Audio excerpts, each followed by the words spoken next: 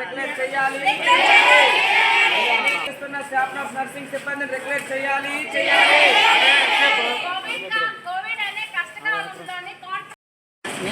ఈ అవకాశం ఇచ్చిన మా మెడికల్ సూపరింటెండెంట్ గారికి, మా నర్సింగ్ సూపరింటెండెంట్ మేడమ్స్ ముగ్గురికి నా తరఫున ధన్యవాదాలు తెలియజేస్తూ, మాకు నిన్నటి నుంచి బాధ కలుగుతుంది చాలా. ఒక జీవోని చూసి, అది 115 జీవోని. ఆ జీవోని ఇమీడియట్గా ప్రభుత్వం ఏ రకంగా అయితే జీవోని పాస్ చేసిందో అది వెనక్కి తీసుకోవాలనేసి కోరుకుంటున్నాం, మనవి చేస్తున్నాం, ప్రభుత్వానికి రిక్వెస్ట్ చేస్తున్నాం. ఇప్పుడు చాలా ఏళ్ళ తరబడి ఒక 14 సంవత్సరాల నుంచి రెగ్యులర్ నోటిఫికేషనే లేదు స్టాఫ్ నర్సులకి. ఇమీడియట్గా స్టాఫ్ నర్సులందరికీ కూడా రెగ్యులర్ నోటిఫికేషన్ జారీ చేస్తూ, ఇప్పుడు ప్రస్తుతం కాంట్రాక్ట్ వ్యవస్థలో చేస్తున్న ప్రతి కాంట్రాక్ట్ స్టాఫ్ నర్సుకి కూడా రెగ్యులర్ చేయాలని మనస్ఫూర్తిగా ప్రభుత్వాన్ని వేడుకుంటున్నాము. ఇది చాలాసార్లు గత ప్రభుత్వంలో కూడా మేము వేడుకున్నాము. ఈ ప్రభుత్వమైనా మాకు న్యాయం జరుగుతుందని ఈ ప్రభుత్వాన్ని తెచ్చుకున్నాము. అయినప్పటికీ కూడా ఈ ప్రభుత్వంలో కూడా మాకు అదే అన్యాయం కొనసాగుతుంది. సో కాబట్టి మాకు ఈ ప్రభుత్వం అయినా సరే న్యాయం జరిపించాలని మనస్ఫూర్తిగా కోరుకుంటున్నాను. కోవిడ్ అనే కష్టకాలంలోని మాకు జాబ్లు ఇచ్చారు. ఆ కష్టకాలంలో కూడా మా ప్రాణాలను తెగించి మా ఫ్యామిలీ మెంబర్స్ అందరినీ వదిలేసి మేము వచ్చి, చిన్నపిల్లల తల్లులు కూడా వచ్చి ఇక్కడ ఫీడింగ్ మదర్స్ కూడా, ప్రెగ్నెంట్ లేడీస్ కూడా వచ్చి సేవను అందించాము.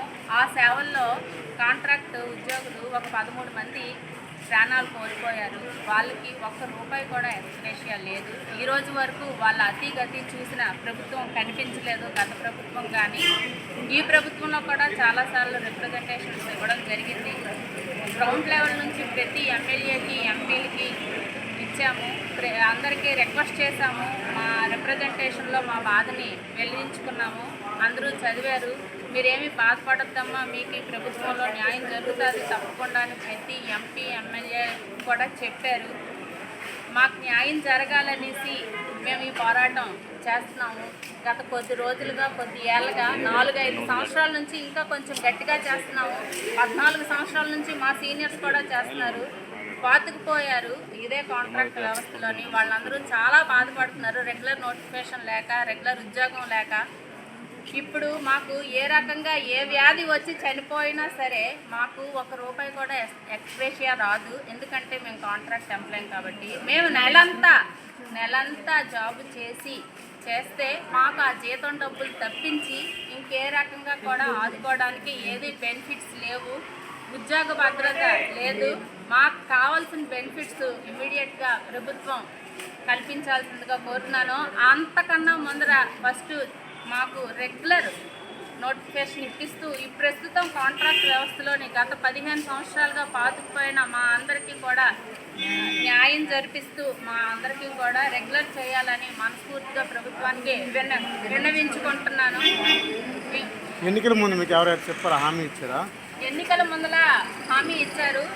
ఆ ప్రభుత్వం చేయలేని పనులన్నీ కూడా ఈ ప్రభుత్వం చేస్తామనేసి, కాబట్టే మా భుజాల మీద వేసుకొని ఈ ప్రభుత్వాన్ని మేము గెలిపించుకున్నాము. అయినప్పటికీ ఈ ప్రభుత్వం వచ్చినా కూడా మాకు న్యాయం జరగకపోగా అన్యాయమే జరుగుతుంది.